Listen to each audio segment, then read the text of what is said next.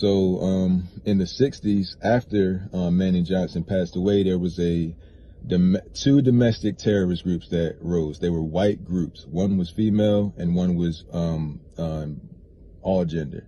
So the first group was the Weather Underground, a domestic terrorist group in the 60s. The other group was M19.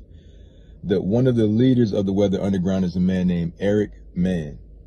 Patrisse Cullors says in an interview that Eric Mann was her mentor.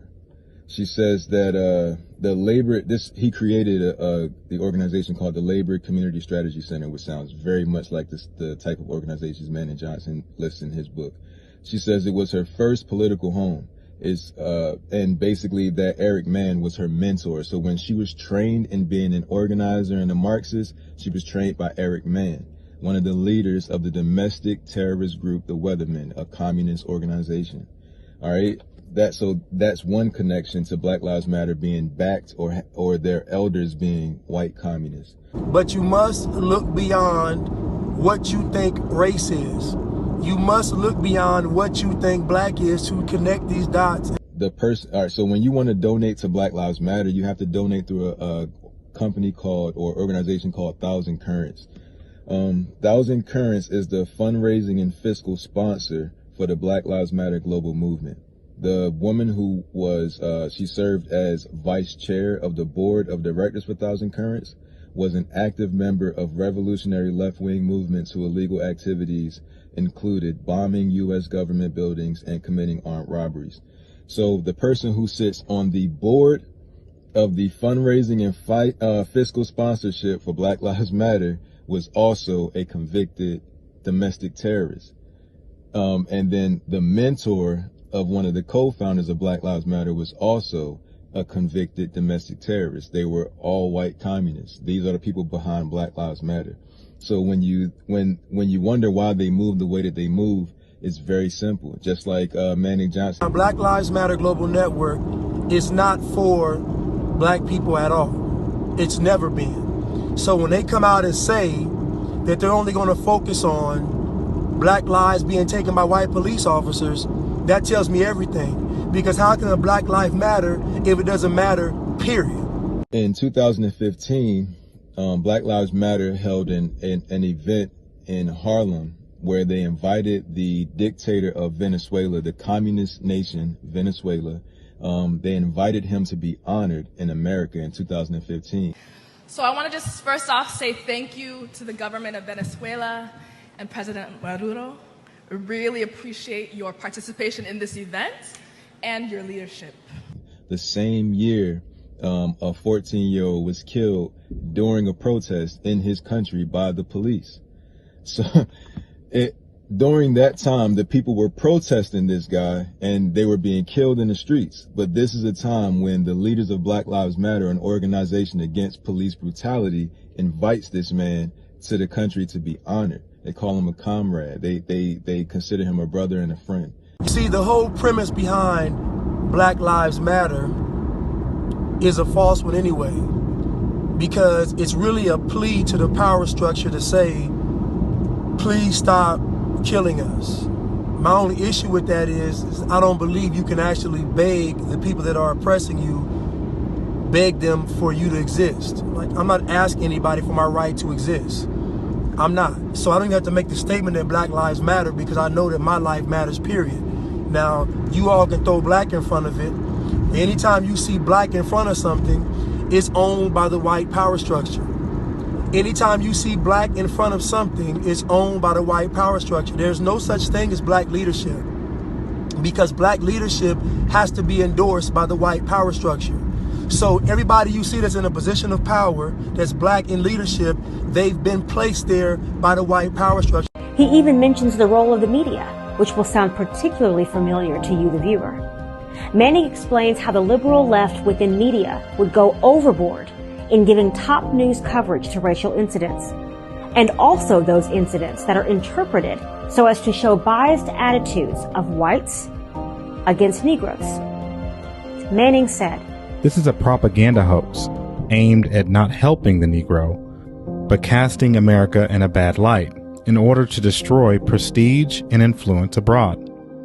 one of the other co-founders of Black Lives Matter. Her name is Opal Tometi. She visits Venezuela, and while there, she tweets out, this is a place of intelligent political discourse. A place of intelligent political discourse. That's a place where they killed their protesters, where the president literally gave them the authority to kill protesters, to use violence against protesters. So that part, the only thing those two people have in common, the only thing that Maduro, and his name is Nicolas Maduro, the dictator, the only thing that him and Black Lives Matter have in common is the fist of communism. That's why Black Lives Matter's logo is a black fist. The logo for communism is a red fist. It's the exact same thing. In 2018, I believe it was, Maduro's country had the they had the most police killings in the entire world. This is the person that they invited to America to be honored. Black Lives Matter. The book even explains how black leaders looking to climb the ladder of success a little faster were used as frontmen to bait the black population to be led astray. In return for money and preferred treatment, these men became what Manning refers to as race leaders. And as the race leaders rose, the book continues to explain how white leftists descended on Negro communities like locusts, posing as friends come to help liberate their black brothers. They may no longer refer to themselves as the Red Army, but the actions being taken now and then are uncanny. Two different eras in time, the same agenda remains. So there is no such thing as black leadership. So anything you see where it's black people leading black people, it is controlled by the white power structure. When you put all that together, there's a clear picture of what's actually going on. The movement is not about the betterment of black people, just like it wasn't with Rebels Caton, just like it wasn't with Manning Johnson. The movement is about overthrowing the government, overthrowing and bringing down capitalism and ushering in the Marxian ideology of socialism and communism. That's what it's all actually about, and they're just using blacks and racial tension the same way Manning Johnson was using it. But again, I ask, if Black Lives Matter Global Network is a communist organization, what does that mean for black people if the Democrats and liberals fund and support them? That means the goal for the liberals and the Democrats and Black Lives Matter Global Network is for us to be in bondage. I'm not talking about mental slavery. I'm talking about physical bondage. I imagine in the future we'll be chipped. If you ever watch the movie Hunger Games, you can see Hunger Games predicts how the future is going to be. And just go to District 11. District 11 is our district. And look how it's set up. The outside of the district looks like a prison complex. And inside, they're in there picking cotton, doing agriculture. They're in there basically prisoners and slaves at the exact same time. And I honestly see that as the fate for us, because in 30 years, we'll have zero wealth. And with zero wealth, what can we do? With zero wealth, what can we do? Absolutely nothing. While many believe that the secret cells of the Red Army simply dissipated after the era of McCarthyism during the 40s and 50s, what we see today paints a different story. A story that demonstrates that even the remnants of the Red Army have never been completely swept away. What is even more fascinating is how the need for the black man or woman to keep the agenda alive is astonishingly similar to today. Manning said it best. Deep in the swamp of inferiority, lack of ability, muddled thought, the Negro intelligentsia looks to the phony white liberals, politicians, and progressive hypocrites for leadership, guidance, and money. So if we understand economics, then we should understand that zero wealth as a people is slavery. And to top it off, to add to all this information about Black Lives Matter Global Network being a communist organization, we have BLM working with the Black Future Labs program, actually working with the Chinese Progressive Association. So everything links Black Lives Matter Global Network to being a communist organization. And this is an organization that is funded and endorsed by the Democrats and the liberals. And communism doesn't work. Socialism doesn't work. Marxism, which is communism, doesn't work. None of this stuff works. It does not work because the people at the top still are rich. The people at the top still have all the money. It's just everybody else on the bottom's on the same level.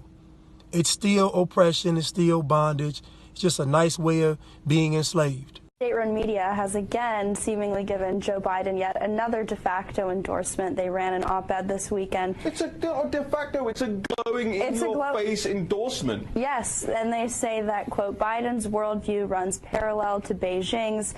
They talk about how if Biden is, quote, truly determined to reconcile with Beijing, nothing should stop him from coming to the negotiating table. And they draw many distinctions between Joe Biden's negotiating tactics and that of Donald Trump's. Beijing says Biden will be, quote-unquote, smoother to deal with. Well, Chinese President Xi Jinping has not said this. His mouthpiece, the Global Times, has. It ran a 1,200-word article backing Biden's campaign. His views are in line with Xi Jinping's. This is what Yang had to say on Biden. First, that the United States will be more predictable under Joe Biden. Its leaders, many of its leaders are members of Left Root. Left Root is an organization of the hard left, in which a lot of people, the Chinese Progressive Association of Boston, its leaders are also members of Left Root. And I think that's where the ideological overlap is with Alicia Garza and the Black Lives Matter organization, because Alicia Garza is a Marxist, has said that she needs to smash capitalism, has said this several times. I just viewed a video this morning of the two other founders, Opal Tometi and Patrisse Cullors, chanting, we have nothing to lose but our chains, which is obviously straight out of the Communist Manifesto. Wait for it, free blacks, get money, go.